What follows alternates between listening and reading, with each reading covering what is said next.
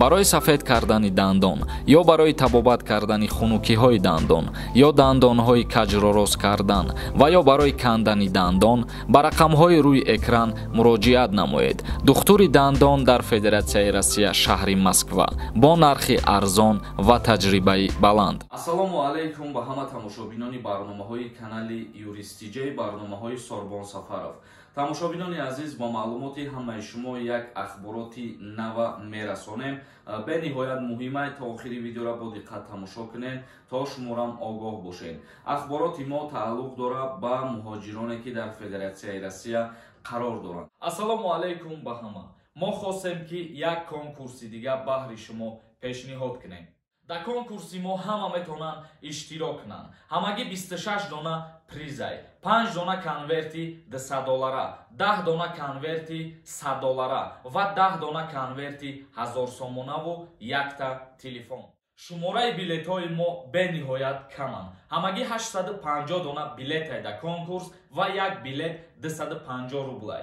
ба 250 рубл метавонӣ соҳиби конвертҳои пулӣ ё ки соҳиби телефон бошад.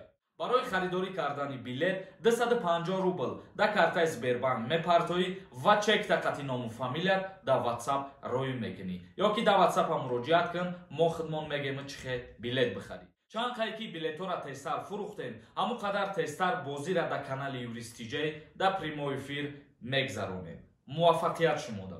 чихеле ки медонед, болои муҳоҷирони меҳнатӣ рейдҳои сахт ташкил кардагӣ ҳастанд ва то ҳатто президенти Федератсияи Россия Владимир Путин дар як баромади худаш қайд намуд ки ҳар як муҳоҷире ки қонуншиканӣ мекунад аз Федератсияи Россия депортатсия карда шавад. яъне ки бениҳоят рейдҳо сахтанд дар дохили метроҳо, дар дохили бозорҳо, дар дохили таргоҳои центро, умуман дар ҳама ҷо рейд ташкил кардагӣ ҳастанд ва бисёре аз муҳоҷирора новобаста аз ӯе ки ҳуҷҷатҳои дуруст доранд ё ин ки не, бо тариқи ҷарима аз Россия депортатсияшон кардастанд.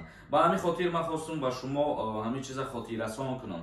ҳар касе ки аз ҳамин чиз огоҳ нестай, вақте ки шуморо манъ мекунанд айни ҳол аз шумо ҳуҷҷат мепурсанд, дар вақти ҳуҷҷатҳоятонро тафтиш кардан бо диққат аҳамият бидиҳед ки ба номи шумо штраф нанависонанд.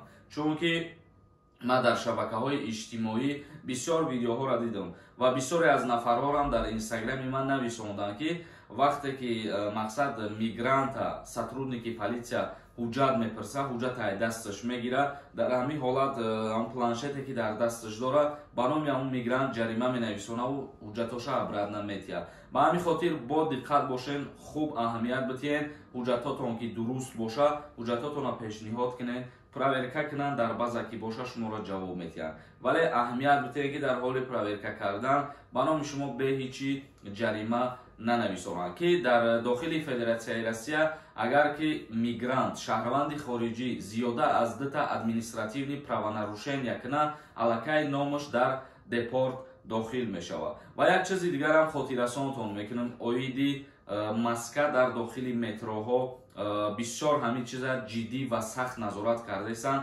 ҳар куҷое ки мерен ворид мешен, маскаҳои худтонро бикунед, чунки ба ана ҳамин причинарам ҳозир штрафтон мекунанд. бе маска мехапанд, ҷошда 5000 рубл штраф мекунанд.